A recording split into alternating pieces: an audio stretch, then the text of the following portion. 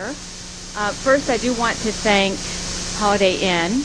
They were so wonderful to donate my room that I stayed in. It was very cozy. It's very beautiful. Very, very kind of them to extend that. And so I'm thanking Holiday Inn. Plus, it was a pretty darn good meal, wasn't it? And also, I would like to thank American Airlines because they bought me this outfit.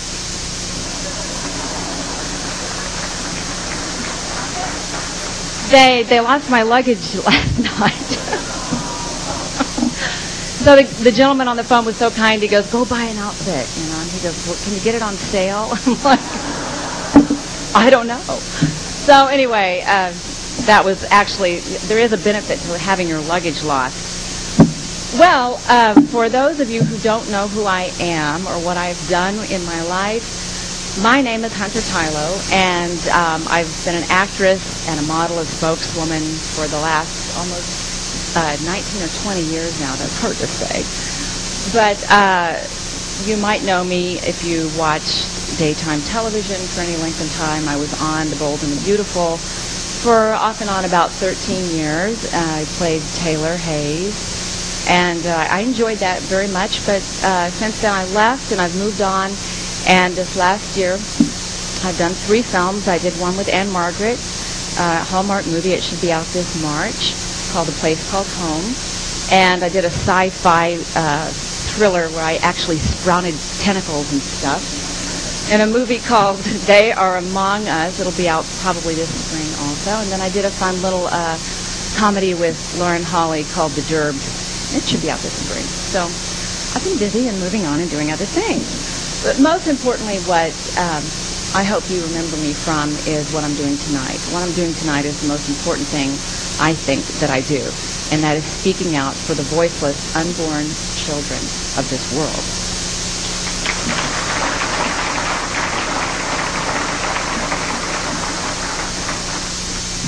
Recently, my husband and I were in New York, and we went to a play, and afterwards, you know, we were kind of hungry, our son was kind of growling. It was a long play. And we walked through Times Square to just, you know, see what was happening in New York these days. And we were really amazed at how much it's changed. It's really cleaned up now. And my husband and I were commenting that we knew back when we lived in New York a few years before that there were just huge groups of people who were praying for Times Square to be changed. And lo and behold, it's all cleaned up. There's no more of the sleazy pornography, no more of the garbage all over the place. It's actually quite a beautiful tourist area. So we know the power of prayer.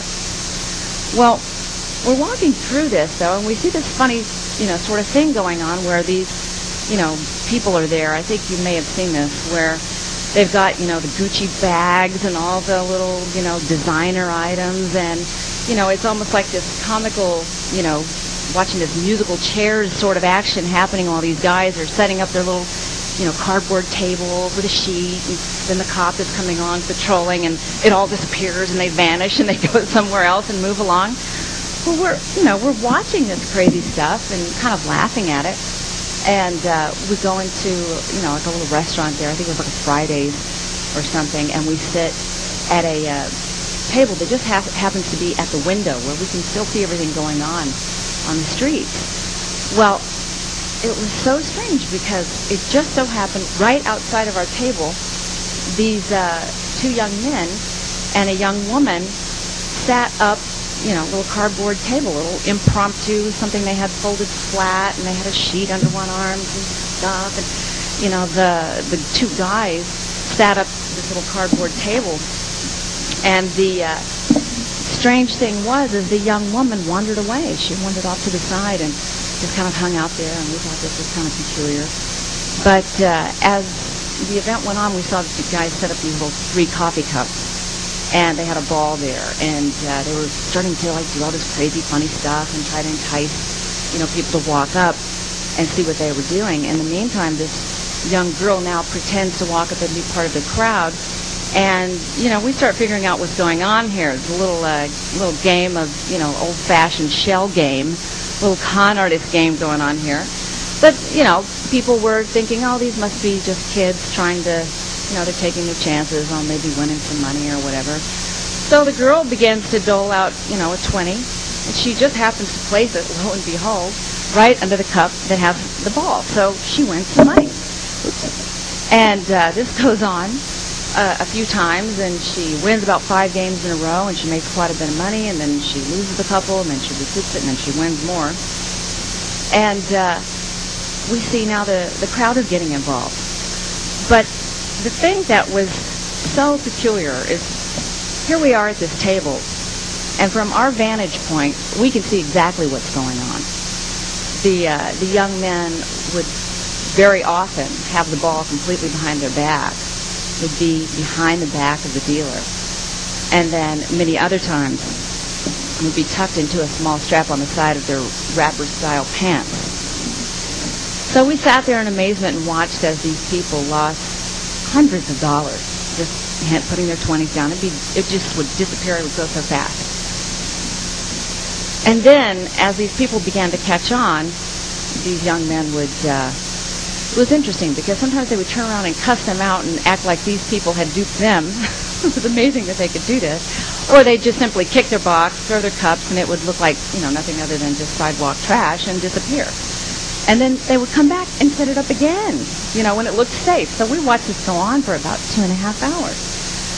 Well, my husband and I were feeling sorry for all the tourists, so every now and then when we saw this going on right outside the table, we would try to get these people's attention and get them to make eye contact with us, and we're going,